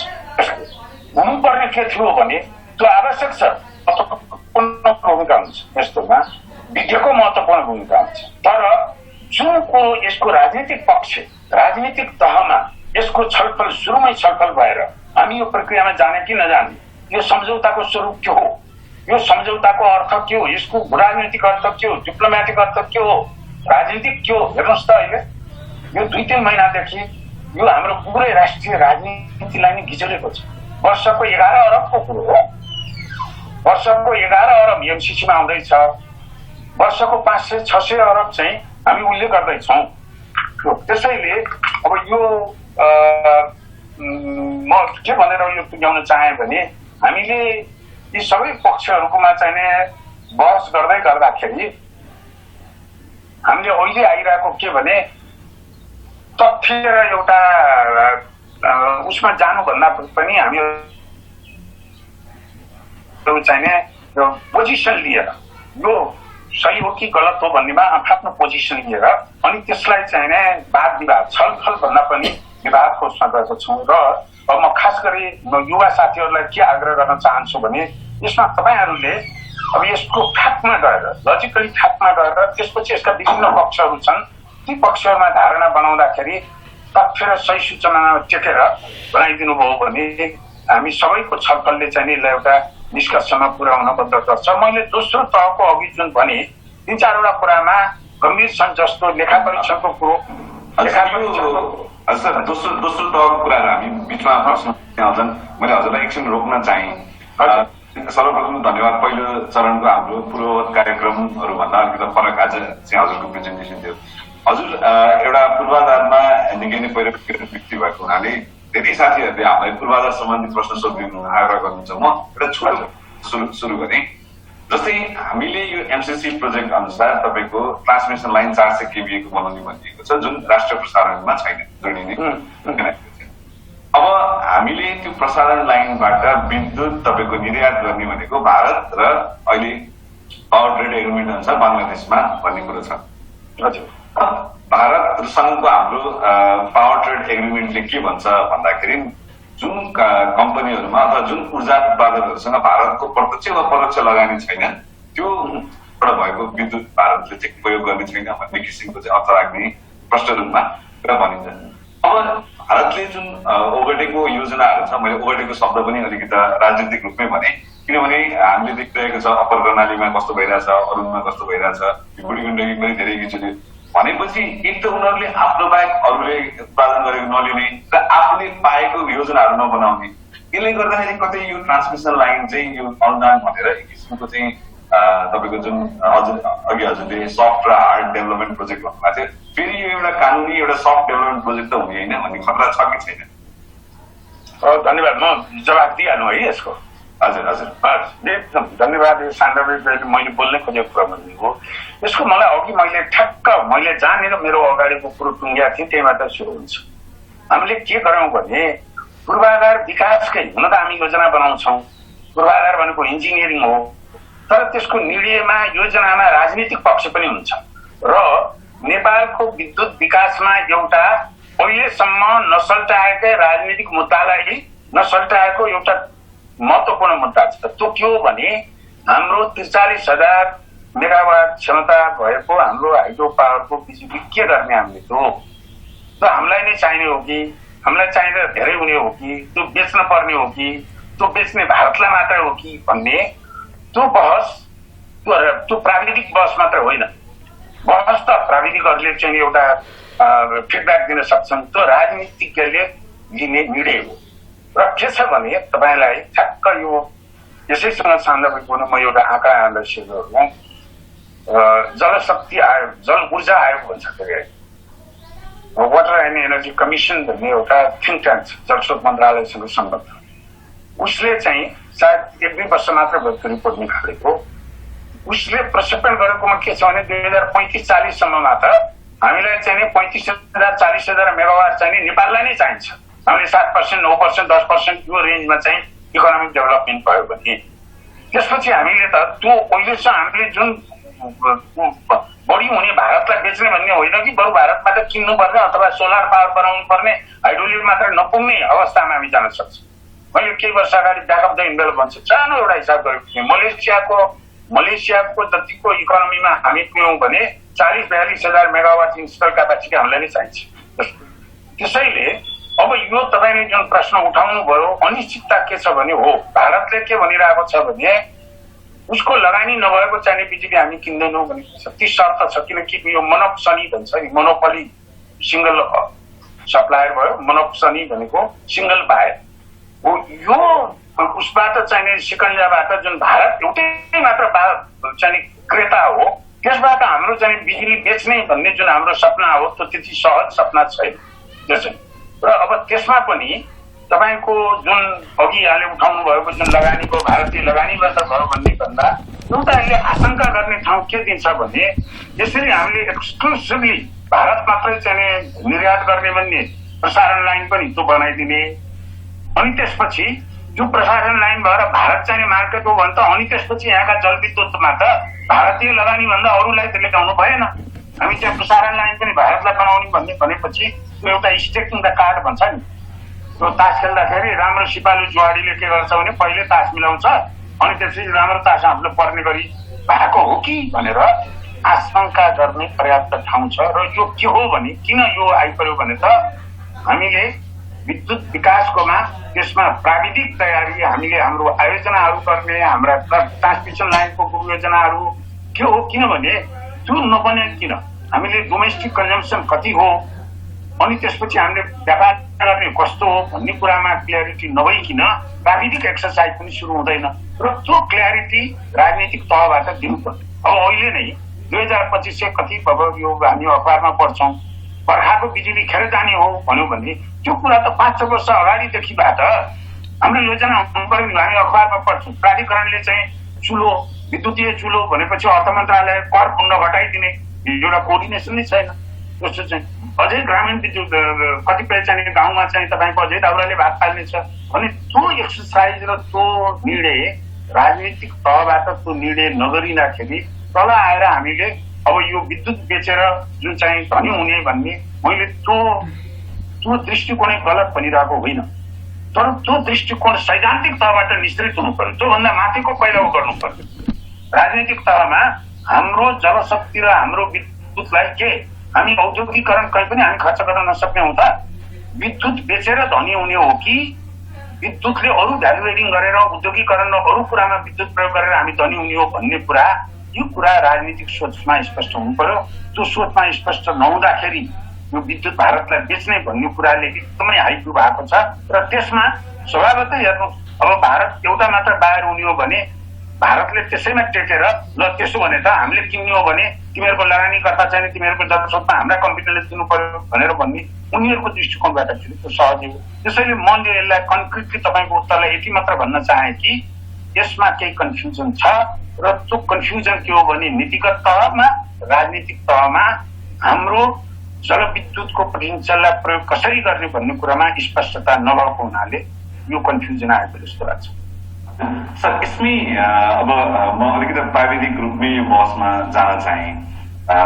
प्राविधिक रूपमा बहस गर्दाखेरि जस्तै तपाईँको इन्टरनेसनल एनर्जी कमिसनले पनि के भन्दो रहेछ भने जति पनि विश्वमा अब चाहिँ ऊर्जाको माग छ त्यो अब यो इन्डो पेसिफिक रिजनमै लगभग 65% माग चाहिँ अब आउने 2050 भित्र त्यस्तो हुन्छ भनेर कतिपय विश्लेषकहरूले के भन्ने गरेका छन् भने तपाईँको जुन यो ऊर्जा छ ऊर्जाको जुन उपयोग हुनेछ यो इन्डो पेसिफिक रिजनमा भने त्यो ऊर्जाको लागि काम गर्न र त्यो ऊर्जाबाट नाफा कमाउनलाई अमेरिकी बिजनेसम्यानहरूलाई पक्ष पोषण गर्ने इच्छामा चाहिँ एमसिसी आएको हो। यसको लागि उहाँले तपाईँको के दिनुहुन्छ भने जुन यो एमसिसी को प्राइमरी संगठन छ अमेरिकन कङ्ग्रेसको त्यसमा पनि 4 जना तपाईँको चाहिँ प्राइभेट सेक्टरका व्यक्तिहरू रहेका रहेछ हामीले रिसर्च गर्दा भनेपछि कतै यो अमेरिकी यो सहयोगको नाममा अमेरिकी व्यापारहरूलाई पक्ष पोषण गर्ने एउटा ढाकछोप गर्ने षड्यन्त्र त होइन भन्ने पनि धेरै प्रश्नहरू आएको छ। यसमा एज अ प्राविधिक विज्ञान जसरी चाहिँ तपाईँले हेर्नुमा छ यसमा के छ हजुरको धारणा? होइन त्यसमा त कुनै तपाईँले जुन आशंका गर्नुभएको छ त्यो एकदम उनीहरूले स्पष्ट रूपमै तपाईँले एमसिसी एक्ट 2003 नै पढ्नुभयो भने अब यो एमसिसी को सुरुवात नै के छ भने यो न्यू लिबरल इकोनोमिक मोडेल चाहिँ संसारभरि फैलाउने। अब त्यो फैलाउँदाखेरि सजिलो कुनमा त भन्दा गरिब देशहरू खास गरी जहाँ चाहिँ अझै चाहिँ विकासको चाहिँ एउटा चरण उनीहरूले पार गरेको छैनन् वैदेशिक सहयोग उनीहरूको विकासको लागि महत्त्वपूर्ण छ भने त्यसमा सहयोग पनि दिने र त्यो सहयोग दिँदाखेरि उनीहरूको नीतिगत तहमै इकोनोमीको स्ट्रक्चर नै त्यहाँ मार्केट र चाहिँ सरकारको सन्तुलन हुँदाखेरि पनि अलिकति प्रो मार्केट र प्रो बिजनेस मात्र होइन प्रो फरेन बिजनेस त्यसको लागि ठाउँ बनाउने भन्ने त्यो एकदम स्वाभाविक त्यो चाहिँ उनीहरूको डकुमेन्टमा त्यही एमसिसी एक्टमै हेर्नुभयो भने पनि त्यो लिबरलाइजेसन न्यू लिबरल र अमेरिकन व्यापार खास गरी एमसिसी को स्ट्रेटेजी डकुमेन्टहरू पढ्नुभयो भने स्पष्ट रूपमा जस्तो त्यो कुरा अमेरिकन कङ्ग्रेसलाई हामीले अमेरिकन कङ्ग्रेसहरूलाई ट्याक्स पेयरको पैसा नेपालमा किन दिने भन्दाखेरि भोलि हामीले इनर्जी सेक्टरमा यसरी ट्रान्समिसन लाइनकोमा हामीले बनाइदिन्छौँ बनाउने मात्र होइन हेर्नुहोस् नियमन आयोग नै एमसिसी को शर्तबाट विद्युत नियमन ऐन पारित भएको छ। त्यसपछि त्यसको संस्थागत विकासमै एमसिसी को एउटा सफ्टवेयरको चाहिँ संस्थागत विकासमा हुन्छ र जहाँ निजी क्षेत्र सिभिल सोसाइटी भनेर सरकार भन्दा बाहिर निकाल्छ।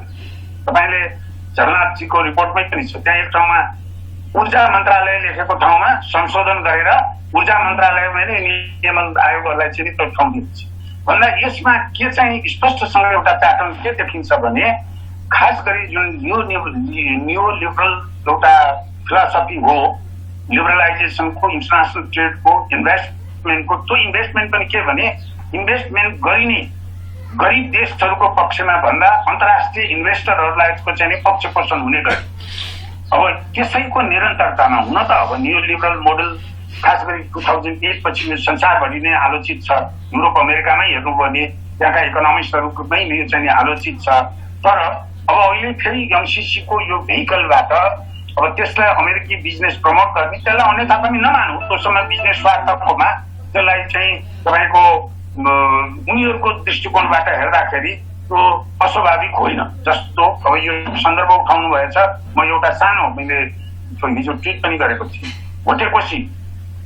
भोटेकोसी हाइड्रो पावर अमेरिकन कम्पनीहरूले इन्भेस्ट गरे हो। त्यहाँ के रहेछ भने 9 मेगावाट चाहिँ वर्षाको बेलामा चाहिँ त्यो पिपिए गरेको भन्दा सायद 36 मेगावाटको पिपिए गरेका छ, 42 कि 43 हुँदो रहेछ। त्यो 9 मेगावाट चाहिँ फाजिल पावर निस्किने भयो।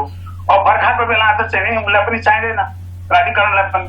त्यसपछि अमेरिकन सेनेटको लेभलमा प्रेसर गरेर हाम्रो चाहिँ गार्मेन्टको चाहिँ कोटा बन्द गरिदिन्छु भनेर त्यो कोएरिसन गरेर अनविलिङली त्यो 9 मेगावाटको पनि लिने, भोटेपछिको पावर लिने भनेर प्राधिकरणले चाहिँ सम्झौता गरेको छ। र अझै पनि खिम्ती र भोटेपछि जहाँ हामीले डलरमा पिपिए गरेको छौँ, प्राधिकरणले महँगोमा किन्छ, सस्तोमा बेच्नुपर्छ हो। त्यसैले यहाँनिर तपाईँले भन्नुभएको चाहिँ प्रश्न के छ भने पहिला यो एनर्जी सेक्टर भनेको क्रिटिकल इन्फ्रास्ट्रक्चर हुन्छ, यो चाहिँ ट्रान्समिसन लाइनको, र त्यसमा एउटा अमेरिकाको एउटा चाहिँ वैदेशिक सहयोगको हिसाबले त्यसमा पूर्वाधार पनि बनाइदिने, त्यसका संस्थागत र नीतिगत तहमा पनि अलिकति आफ्नो प्रभाव मेन्टेन गर्ने र त्यसको थ्रुबाट आफ्नो बिजनेस र आफ्ना कम्पनीहरूलाई चाहे त्यो हाइड्रो पावर इन्भेस्टर हुन् अथवा अब त्यो चाहिँ अरू बिजनेसहरूलाई चाहिँ त्यस मार्फत चाहिँ थोरै एकाधिकार राख्ने भन्ने। अब त्यो फेरि म यो के भन्छु भने त्यो विषयमा यहाँले सुन्नु भएको प्रश्नको यही हो भनेर मैले ठोकुवा उत्तर दिइरहेको छैन, तर त्यो हदसम्म अनुमान गर्न मिल्ने त्यो चाहिँ कुरा चाहिँ हो। त्यतिसम्म अनुमान गर्न मिल्छ। मैले भर्खरै जुन तपाईँलाई भोटेपछिको चाहिँ उदाहरण दिएँ, किनभने दाता राष्ट्रहरू जतिसुकै भए पनि उहाँहरूको चाहिँ दाताहरूको कुनै न कुनैको इन्ट्रेस्ट हुन्छ। There is no free lunch. र when it comes to about जहाँ व्यापार र बिजनेसको कुरा हुन्छ, they will play the hard ball, soft ball होइन, they will play the hard ball. र त्यतिखेर हार्ड बल खेल्दाखेरि अहिले एमसीसीमा भएका कतिपय ती सम्झौताका प्रावधानहरू अब त्यो कुरा प्रमोट गर्नलाई पनि लिभरेजको रूपमा प्रयोग हुने त्यसमा जोखिम चाहिँ छ। जस्तै मैले हजुरलाई लगभग 25 वर्ष अगाडि लैजान चाहे, त्यतिखेर महाकाली सन्धि भएको थियो। अब हामी मध्ये सायद धेरैलाई त्यो सन्धि बुझ्ने अवस्थामा युवाहरू भएको हुनाले हामी थिएनौँ।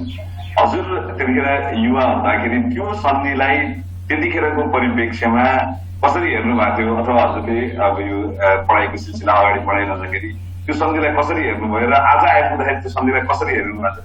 यो प्रश्न मैले हजुरलाई किन सोधेँ भने अहिले धेरैजना युवा साथीहरूले भइहाल्छ नि, भएन भने त्यस्तो पनि भन्नुहुन्छ होइन। तर अब अहिले आएर चाहिँ जस्तै महाकाली सन्धिको इम्प्याक्टहरू बल्ल हामीमा प्रस्फुटन हुँदैछ भनिरहँदाखेरि हजुरले 25 वर्ष अगाडिको महाकाली सन्धिलाई कसरी सम्झिनुहुन्छ र आजको दिनसम्म आइपुग्दाखेरि त्यो कसरी रिलेट गर्नुहुन्छ?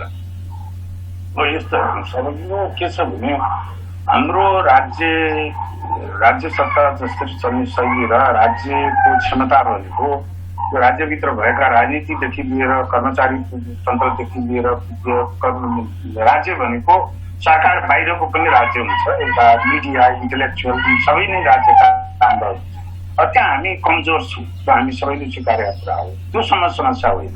तर के देखियो भने त्यो राज्य संयन्त्र त कमजोर छँदैछ, तर कहिलेकाहीँ राज्य संयन्त्र सञ्चालकको नियत पनि कमजोर। समस्या त्यहाँ। त अब महाकाली सन्धिकै कुरा गर्नुहुन्छ भने अब त टनकपुरको जुन सन्धि भयो त्यसपछि टनकपुर सन्धिमा भएको गल्तीलाई, टनकपुर सम्झौतामा भएको गल्तीलाई सच्याउनको लागि चाहिँ महाकाली सन्धि आयो। र त्यतिखेर पनि अब यो हाम्रो राजनीतिज्ञहरूको एउटा कमजोरी के रह्यो भने कुनै पनि त्यस्ता महत्त्वपूर्ण निर्णयका विभिन्न पक्षहरू हुन्छ, त्यसका प्राविधिक पक्षहरू हुन्छन्, त्यसको आर्थिक र वित्तीय पक्षहरू हुन्छन्, अनि त्यसमा चाहिँ तपाईँको ब्युरोक्रेटिक दृष्टिकोण पनि हुन्छ। पहिला भनेको के हो, न्यायिक पक्षहरू हुन्छन्, अनि मूलत चाहिँ राजनीतिक कुटनैतिक पक्ष हुन्छ, राजनीतिकहरूले डिल गर्छ।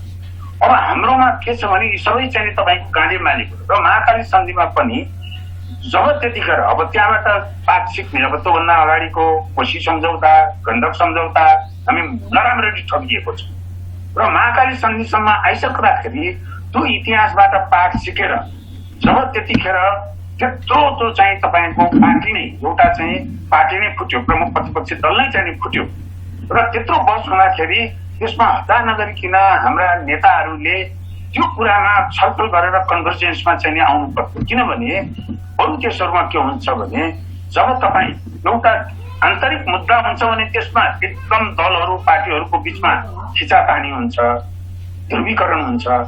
तर जब आफ्नो देश र अरू देशको कुरा हुन्छ, घरमा जतिसुकै आन्तरिक रूपमा झगडा भएका दलहरू पनि नेताहरू पनि एकट्ठा हुन्छ, एक ठाउँमा हुन्छ जति। तर हाम्रो प्रविधि कस्तो देखियो भने विदेशसँग डिल गर्ने कुरामा पनि दलीय तहमा अझ दलभित्रै नेताको पनि अलग अलग डिल हुने र महाकाली सन्धिको बेलामा पनि जुन किसिमको भेट कार्येर त्यतिखेर नतारिकन जुन अडान लिनुपर्ने हो त्यो अडान लिनुपर्ने ठाउँमा हाम्रो राजनीति नै विभाजित भयो। अब त्यो विभाजित भएपछि त अर्को पक्षले, भारत पक्षले स्वाभाविक रूपमा त्यसमा खेल्न खोज्छ र त्यसमा अब म त्यसमा डिटेलमा अहिले नजाउँ, मैले यति भनेर के टुङ्ग्याएँ भने महाकाली सन्धिमा हामी ठगिने गरी त्यसमा केही अस्पष्टता छन् होइन। अब त्यही डिपिआर बनाउने त्यो पञ्चेश्वरको भनेको छ, अब त्यो सम्झौता कसरी गरियो, किन हामीले त्यसलाई चाहिँ समयमा हुनलाई भारतलाई किन ल्याउन सकेन त्यो कुराहरू। किनभने भारतको एउटा अब्जेक्टिभ चाहिँ टनकपुर सम्झौतालाई चाहिँ वैधता दिने भन्ने थियो, उसले पाइहाल्यो। अनि त्यसपछि उसको प्राथमिकता परेन। अब हामी त्यही स्रोतलाई पनि प्रयोग गर्न सकेका छैनौँ। त्यसैले अब यो म खास गरी तपाईँले जुन यो प्रश्न सोध्नुभयो, म युवा साथीहरूलाई म के भन्छु भने अब यस्ता कुराहरूमा एउटा म तपाईँहरूको खास गरी यो युवाहरूकोमा मैले अलिकति डिस्टेन्स गरेर भने म आलोचना तपाईँहरूप्रति मेरो गुनासो पनि छ। एउटा गुनासो के छ भने प्रतिक्रियात्मक। अब तपाईँहरूलाई प्रतिक्रियात्मक यस्ता राष्ट्रिय महत्त्वका कुरामा प्रतिक्रियात्मक मात्रै हुने तपाईँहरूले छुट छैन। तपाईँहरू प्रतिक्रियात्मक हुने होइन, लिड गर्ने। यस्ता मुद्दाहरूलाई तपाईँहरूले गृह कार्य गर्नुहोस्, भन्नुहुन्छ ऊर्जा छ तपाईँहरूसँग, गृह कार्य गर्नु, त्यसको चाहिँ एउटा हिस्टोरिकलदेखि त्यसको क्रोनोलोजीहरू स्टाब्लिस गर्नुहोस् र नयाँ एउटा तपाईँको चाहिने कथ्य चाहिने निर्माण गरेर नयाँ न्यारेटिभ र नयाँ एजेन्डा निर्माण गरेर अनि त्यो बहसलाई राष्ट्रिय हितमा कसरी फर्काउने भन्नेमा अब तपाईँहरूको दायित्व चाहिँ त्यो चाहिँ बढेको म देख्छु। र अब यी सबै महाकाली सन्धि पनि मैले अघि सुरुमै भने यो एउटा किन यो गडबड भयो भन्दा हामीले घटना पिछामा गएर हेरेर अब हामी समाधान निकाल्न सक्दैनौँ। सबै ती घटनाको चाहिँ तपाईँले इभेन्टहरूलाई हेर्नुभयो भने त्यो इभेन्टलाई ड्राइभ गर्ने अन्डरलाइन राजनीतिक तहमा, हाम्रो समाजको तहमा, हाम्रो नेताहरूको चाहिँ प्रवृत्तिको तहमा एउटा चाहिँ स्ट्रक्चर लेभलमै समस्या छ। अब त्यो त्यहाँ करेक्ट गर्ने किसिमको बहस चाहिँ हामीले उठाउन जरुरी छ र त्यसमा चाहिँ म खास गरी के लाग्छ भने मलाई युवा साथीहरूको चाहिँ महत्त्वपूर्ण यो भूमिका हुन्छ जुन अहिले हामी गरिरहेको छौँ। यही मुद्दामा तपाईँहरूले जुन चासो लिनुभएको छ एमसिसीमा त्यसको छुट्टै चाहिँ गुरुत्व र छुट्टै महत्त्व म दिन्छु। जस्तै हाम्रो पोलिटिकल न्यारेटिभ चाहिँ देशी शक्ति केन्द्र चलखेल भन्ने कुराहरू छन् नि, यो देशी चलखेल विदेशी शक्तिहरूले चाहिँ यो चलखेल गर्नेहरूले शक्ति चाहिँ कहाँबाट पाउँदो रहेछन्? कतै यस्तो यो एड डोनेसन र ग्रान्ट चाहिँ त्यो शक्तिको एउटा आधार त होइन भन्न खोजेको छ। यो कति यो विदेशी चलखेल हुने भन्ने कुरा कति सत्य हो भन्नुभएको हो, कति सत्य हो अथवा चाहिँ हो भने किन हुन्छ भन्ने कुरा सुन्नु किन हो भन्ने हो महत्त्वपूर्ण। यो मलाई के लाग्छ भने हाम्रो चाहिँ अब यो 7 सालभन्दा अगाडि त हामी कोलोनी नभए पनि ब्रिटिसको अब ब्रिटिस इन्डियाको चाहिँ यो किसिमको चाहिँ राणाहरूमा एउटा प्रभाव थियो। 7 साल त्यति नै भारत लगायत अनि त्यसपछि यो पञ्चायत भयो, बौद्धल आयो, आउँदा एउटा के देखियो भने यो विदेशीहरूको चाहिँ जुन हाम्रो मित्र राष्ट्रहरू छन् उनीहरूको एउटा नेपालको चाहिँ नेपालप्रतिको उनीहरूको दृष्टिकोण एउटा त हाम्रो राजनीति खास गरी अब यो चीन अब यो 70s अर्ली 70s सम्म त अब चीन र अमेरिकाको सम्बन्ध पनि राम्रो थिएन, युएनकै मेम्बर थिएन चीन, पछि सेक्युरिटी काउन्सिलको मेम्बर भयो। अब चीन र भारत दुईटा ठुला देशको बीचमा रहेको हुनाले पनि दुईटा छिमेकीहरूको त इन्ट्रेस्ट हुने नै भइहाल्यो स्वभावतः र त्यसपछि अरू छिमेकी देशहरूको पनि खास गरी पश्चिमा देशको पनि एउटा चासो चाहिँ नेपालमा चाहिँ चासो चाहिँ रहिरह्यो। अब त्यो चासो हुनु आफैमा नराम्रो होइन। एक हिसाबले भन्यो भने त शक्ति राष्ट्रहरूको कुनै देशप्रति चासो हुनु राम्रो कुरा हो त्यो देशको लागि। कतिखेर त्यो देशको क्षमता, कूटनैतिक क्षमता, विकासको क्षमता, स्टेट मसिनरी राम्रो हुने हो भने त्यो एकदम राम्रो कुरा हो चासो हुनु। हामी त एसियाको स्विजरल्यान्ड जस्तो हुन्छ त्यो चासो भएर हामीले चाहिँ एकदम अन्तर्राष्ट्रिय वार्ताहरू होस्ट गर्ने, हामीले मध्यस्थता गर्ने त्यो गर्न सक्छौँ। तर भइदियो के भने हाम्रा मित्र राष्ट्रहरूको राजनीतिक चासो चाहिँ बढ्दै गयो, हाम्रो चाहिँ स्टेट मसिनरीको क्षमता चाहिँ स्खलन हुँदै गयो, घट्दै गयो। खास गरी पञ्चायत पछि बहुदल आइसकेपछि हाम्रा राज्य संयन्त्रका इन्स्टिट्युसनहरू, हाम्रा नेताहरू व्यक्ति बन्नुभयो, इन्स्टिट्युसन चाहिँ भत्काइ नै जान्थ्यो। आधारभूत राज्य संयन्त्रका इन्स्टिट्युसनमा पनि उहाँले भत्काउँदै अहिले हेर्नुहोस् त एम्बेसडरहरू कस्ता हुन्छ, राजदूत भनेको कुनै पनि देशमा जाने राजदूत भनेको देशको प्रतिनिधि हुन्छ। हो यसले गर्दा के हो भने मैले तपाईँको प्रश्न के भने हस्तक्षेप छ, त्यो इन्ट्रेस्टले गर्दा हस्तक्षेप भयो। त्यो हस्तक्षेप कस्तो तहमा अहिले पुग्यो भने यी संविधान बनाउँदाखेरि एउटा चाहिँ कार्यक्रममा एउटा जिम्मेवार मान्छेले के भन्नुभयो भने कतिपय त चाहिने आइएनजिओ को चाहिने टाइपिस्टले चाहिने हाम्रा संविधानका चाहिने तलमाथि पारिदिने समेत अवस्था भयो भन्नुभयो।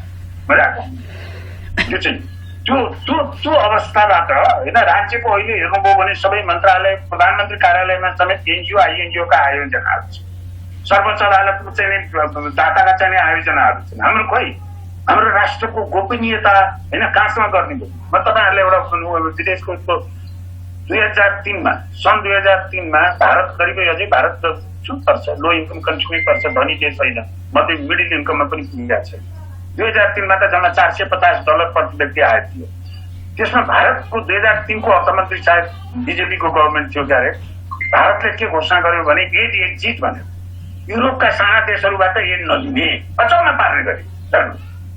युरोपको के भने त्यो साना युरोपियन देशहरूले गरेर जो हस्तक्षेप गर्ने हुन्छ आइएनजिओ गभर्मेन्टको डिपार्टमेन्टकोसँग त्यो बन्द गर्यो र अचम्म लाग्ने गरी हो। त्यही कुरो हामी कहाँ दुईटा हस्तक्षेप चाहिँ एउटा राजनीतिक हस्तक्षेप, राजनीतिक तहको माइक्रो म्यानेजमेन्ट सबै शक्ति राष्ट्रहरूको त्यो बढ्दो नै गयो र अर्को चाहिँ नीतिगत तहको अब एनजिओ आइएनजिओ यो थ्रुबाट चाहिँ नीतिगत तहकोमा पनि चाहिँ तपाईँको विदेशी तपाईँको उनीहरूका आफ्ना मूल्य, मान्यता, भ्यालु, राजनीतिक मान्यताहरूलाई चाहिँ कतै न कतैबाट हाम्रा नीतिगत तहमा हाम्रा ऐनहरू बन्दाखेरि त्यसमा चाहिँ घुसाउने हाम्रो राज्य सञ्चालनको शैलीमा त्यो चाहिँ स्पष्ट रूपमा त्यो देखिएको छ। र त्यसैले तपाईँ साझा पार्टीको हामीले पहिला पार्टीका दस्तावेजहरू बनाउँदाखेरि सबभन्दा पहिला हामीले एउटा सार्वजनिक एउटा दस्तावेज गरेको थियौँ, कूटनैतिक निर्देशिका। त्यो कूटनैतिक निर्देशिकामा हामीले स्पष्ट रूपमा भोलि हामी सत्तामा गयौँ भने पनि बाहिर हुँदाखेरि पनि हाम्रा नेताहरू राजदूतावासमा गएर चाहिँ खुचुखुचु त्यहाँ कुरा गर्दैनौँ, हामीले स्पष्ट लेखेका छौँ। हामीले कुनै पनि देशको डिप्लोमेट अथवा राजनीतिकलाई भेट्दाखेरि हामी परराष्ट्र मन्त्रालयलाई हामी भोलि पार्लियामेन्टमै गएको एउटा राष्ट्रिय पार्टी बन्यौँ भने हामीले कुनै देशको एम्बेसडरलाई भेट्नु पर्यो भने परराष्ट्र मन्त्रालयलाई त्यो देश हेर्ने एकजना प्रतिनिधि बोलाउँछ, राखेर मात्रै भेट्छ। मेरो अध्यक्षले कुनै पार्टीको एम्बेसडरलाई कुरा गर्दाखेरि उहाँको व्यक्तिगत कुरा त हुँदैन, देशको यसको कुरा हुन्छ नि पार्टीको अध्यक्षले त। त्यहाँ चाहिँ सरकारको परराष्ट्र मन्त्रीको चाहिँ परराष्ट्र मन्त्रालयको चाहिँ कर्मचारीले नोट लिँदाखेरि के बुझ्छ, हुनै केही पर्ने हो त्यो चाहिँ। र मैले के भनेर टुङ्ग्याएँ भने मलाई थोरै थप्न दिनुहोस्। त्यसै भएर गएको चुनावमा साझा पार्टीको मात्रै वैदेशिक सहयोग कसरी लिने भन्ने नीति साझा पार्टीको मात्रै छ। 4-5वटा बुँदा छन्, तपाईँले हेर्न सक्नुहुन्छ। हामीले स्पष्ट रूपमा के भनेका थियौँ भने ऐन, कानुन, नियमावली, नीति निर्माण गर्नलाई वैदेशिक सहयोग नलिने, वैदेशिक सहयोग राष्ट्र हितमा मात्रै लिने र बिस्तारै वैदेशिक सहयोगमा आत्मनिर्भर हुँदै जाने। त्यो चाहिँ त्यो स्पष्ट रूपमा परराष्ट्र नीति र वैदेशिक सहयोगलाई यसलाई रिकालिब्रेट कसरी गर्ने भन्ने राजनीतिक तहको त्यो चिन्ता र चासो अझै देखिएको छैन। र यो कुरा विदेशी हस्तक्षेप छ किन भयो भन्दा हाम्रो राजनीति विकृत भएर त्यो स्पष्टता नभएर गयो र त्यसले ठुलो एउटा के भन्छ ठुलो तहसम्म चाहिने राष्ट्रिय हितलाई चाहिँ सम्वर्धन गर्न सकेको छैन, बिजोलेको छ। म मेरो अन्तिम प्रश्न सोधेर यो दोस्रो सत्रको कार्यक्रम सकाउन चाहे।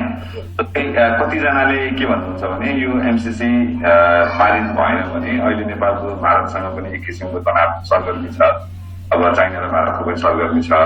त्यसोले हुँदाखेरि एमसीसी नेपालले प्रेजेन्ट गर्यो भने नेपालले अब यस्तो क्रिटिकल जङ्क्चरमा इन्डिया र युएस दुईटैलाई चाहिँ दुश्मन बनाउँछ। अब हेर्यौँ न त, एउटा हार्डवेयर प्रोजेक्ट हो, 5 वर्षमा टेस्ट हुन्छ नि त, के भएर चाहिँ अब हाम्रो नियम कानुन कन्सापट ठिक छ भन्ने किसिमको एक किसिमको त्यस्तो न्यारेटिभ छ।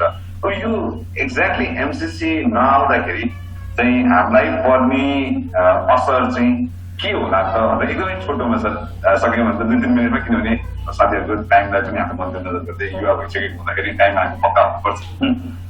मैले तपाईँको प्रश्नलाई गठाउनु भएको आशंकाको तौर भनिसकेँ। 5 वर्षमा जाने भए म पनि सपोर्ट गर्थेँ। अरू आयोजना जस्तो 5 वर्षमा यो आयोजना एमसीसीले सकेर नेपाल सरकारलाई हस्तान्तरण गरेर फरफरक केही अघिका कुराहरू 1 वर्षमा सकेर त्यहाँ यो पूर्वाधारसँग अमेरिकी सरकारको कुनै नाता नै नहुने भनेर त्यस किसिमले जाने भने त म पनि सपोर्ट गर्छु। यो होइन रहेछ, अघि नै मैले व्याख्या गरिसकेँ। अब तपाईँले जुन कुरा भन्नुभयो, यो जाँदा के हुन्छ त भन्दा अर्को एउटा भ्रम के छरिएको छ भने यो गयो भने नेपालको ट्रान्समिसन लाइन नै बन्दैन। मानौँ कि 300 किलोमिटर ट्रान्समिसन लाइन बनाउनको लागि एमसीसी आएन भने त अरूबाट बन्दैन भन्ने कुरो जुन चाहिँ अहिले छ त्यो गलत। त्यसैले पहिला हामीले एमसीसीले बनाउन खोजेको लाइन पनि वर्षको 5-6 अरब चाहिने विनियोजन हुँदाखेरि त्यही लाइन पनि बन्न सक्छ।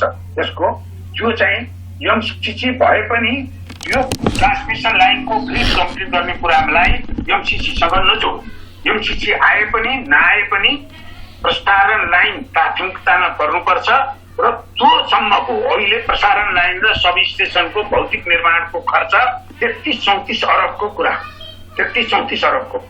भन्नुभयो भने वर्षको 6-7 अरब भयो। त्यो नेपालले पनि बनाउन सक्छ।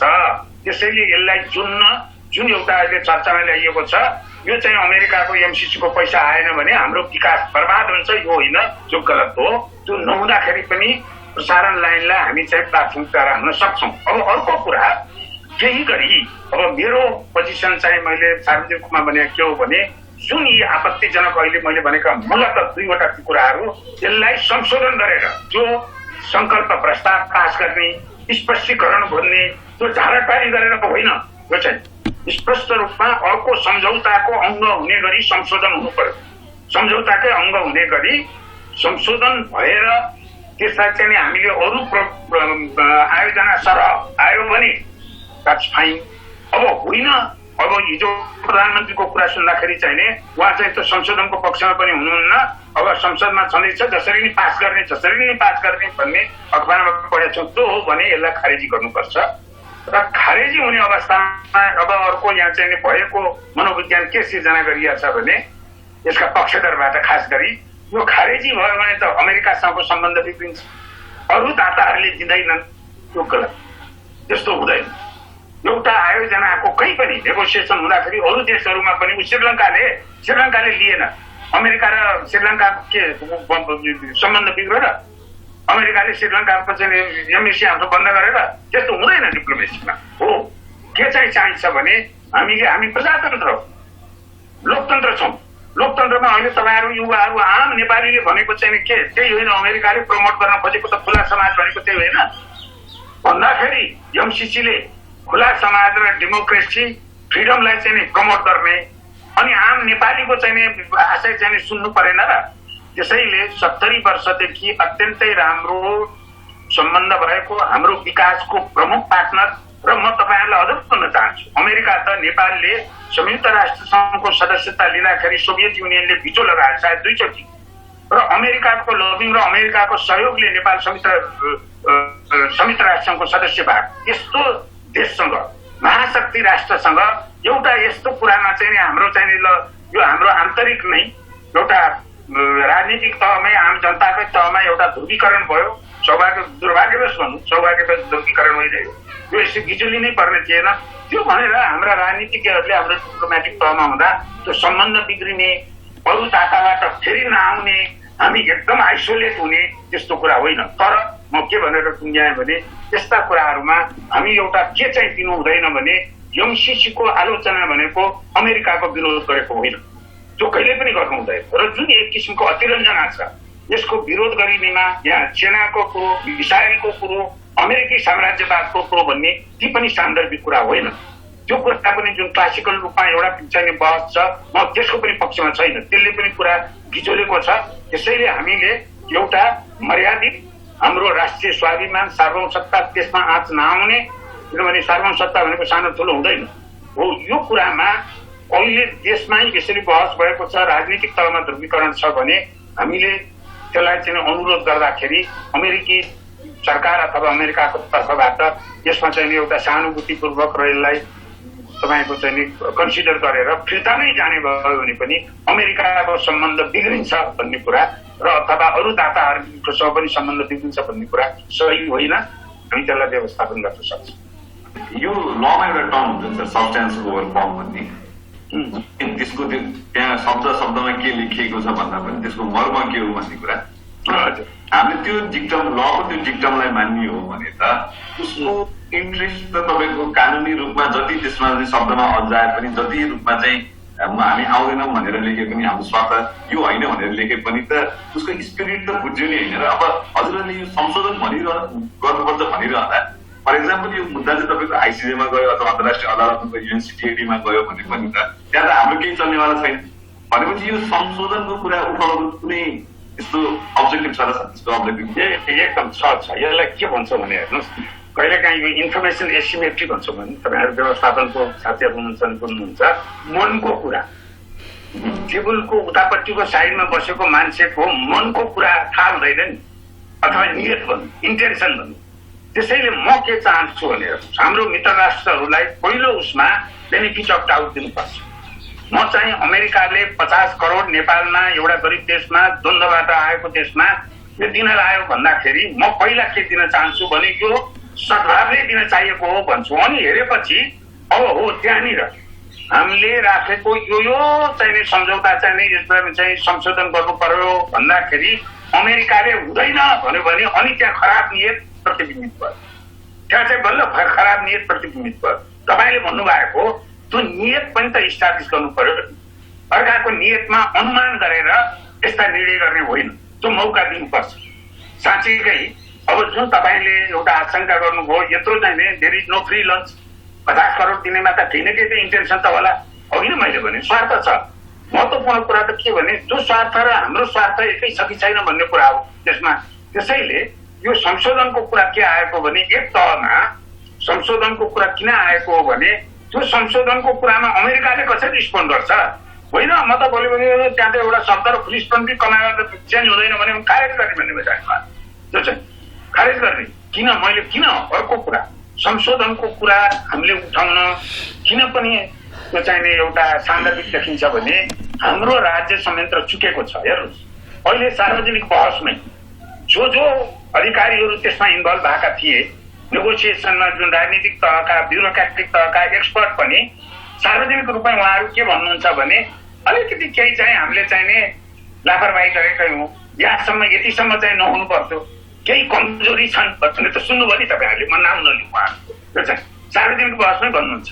त्यसैले हाम्रो राज्य संयन्त्रको पनि त्यसमा कमजोरी छ। मैले भने 2011मा यो प्रक्रिया सुरु हुँदाखेरि सर्वदलीय बैठकमा एउटा चाहिँ मनासँग सर्वदलीय बैठकको एउटा चाहिँ टास्क फोर्स बनाएर छलफल हुनुपर्ने विषय हो। त्यसका लङ टर्म के हो, अमेरिकाको इन्टेन्सन के हो, अमेरिकाको स्वार्थ के हो भन्ने राजनीतिक तह बल्ल आयो बस। त्यसैले अब तपाईँले भन्नुभएको एउटा पक्षको पनि म त्यसलाई सम्मान गर्छु तपाईँको आशयलाई, तर मैले मेरो दृष्टिकोण चाहिँ के हो भने हामीले साँच्चीकै एउटा गुड फेथ भन्छ, गुड फेथमा दुईटा मित्र राष्ट्रहरूको बिचमा यो अहिले जति गिजोलियो भन्दा दुईटा छ, राम्रो पनि भएको छ, एउटा जनस्तरमा गएर यसको बहस पनि भएको छ। तपाईँहरू जस्तो युवाले चासो लिनु भएको छ भन्यो भने त अमेरिकाको तर्फबाट हेर्दा त एउटा राम्रो पनि त हो नि, देश सेभिङ नमान्नु। यो संशोधन गर्ने भनेको त आम नेपालीको भावनालाई अनर गरे पनि त हो नि त। यदि त्यहाँ कुनै लप्पन छप्पन छैन भने, कुनै छक्का पन्ना छैन भने संशोधन गर्न त्यति गाह्रो नहुनुपर्ने हो। अब छक्का पन्जा नै छ भने त त्यो रिभिल हुने भयो, त्यो देखिने भयो, त्यसपछि हामी खारेज गर्नु अर्को स्टेपमा। त्यसैले यो अप्सनलाई मौका दिनुपर्छ भन्ने मेरो दृष्टिकोण चाहिँ। यो साझा पार्टीको पनि दृष्टिकोण छ। साझा पार्टीको पनि त्यही हो, हामी नै साझा पार्टी नै पहिलो पार्टी हो कि औपचारिक रूपमा यसमा अरू कुनै पनि पार्टीले नेकपा एमालेको त अब उहाँहरूको विवाद छ, नेपाली काङ्ग्रेसले समर्थन गरेका छ, संस्थागत रूपमा गरेका छैन। संस्थागत रूपमा हामीले 3वटा प्रेस रिलिज गर्यौँ र यसमा साझा पार्टी मात्रै हो। र मैले होइन तपाईँलाई भने हामीले किन गऱ्यौँ त, म व्यक्तिगत रूपमा मेरो राय भएर भने होइन, मैले अघि तपाईँलाई भने तपाईँले हाम्रा राजनीतिक दस्तावेज घोषणापत्र यो हाम्रो कूटनीतिक निर्देशिका ती सबैकोमा हेर्नुभयो भने त्यसको स्पिरिटमा उभिएर हामीले गरे हौ। यो हाम्रो पार्टीको फन्डामेन्टल वैदेशिक सहयोग, वैदेशिक सम्बन्धमा राजनीतिक पार्टीको कस्तो भूमिका हुनुपर्छ भन्ने हाम्रो सैद्धान्तिक मान्यताको जगमा उभिएर एमसीसी प्रतिको साझा पार्टीको धारणा पनि हो। त्यसैले यो बहसमा हामी के हो भने एउटा प्रतिक्रियात्मक, हामी कुनै पनि मित्र राष्ट्रको प्रो र विरोधी हुनु पर्दैन, हामी प्रो नेपाली हुनु। हाम्रो राष्ट्रिय स्वार्थ के हो त्यहाँबाट बहस सुरु गर्नु। र खास गरी मैले के भनेर टुङ्ग्याएँ भने मेरो आग्रह तपाईँहरू नयाँ पुस्ताकोलाई, जुन पुरानो पुस्ताको राजनीतिज्ञहरूले चाहिने यो विदेशी संलग्नता हुने प्रतिक्रियात्मक भयो, हामी भुइँमा पुगेर सैद्धान्तिकता एउटा स्थापित गरेनौँ र तपाईँहरूले त्यो भाष्य निर्माण गर्नु। र मेरो आग्रह के हो भने त्यो भाष्य निर्माणको केन्द्रमा राष्ट्रिय स्वार्थ राख्नुहोस्, अरू कुराहरू तपछिका हुन्छ। राष्ट्रिय स्वार्थ बिचमा राखेर भन्नु भने राष्ट्रिय सहमति आखिरी त्यसमा बन्छ हुन्छ। धन्यवाद सर, उपस्थित हुने सम्पूर्णलाई धन्यवाद।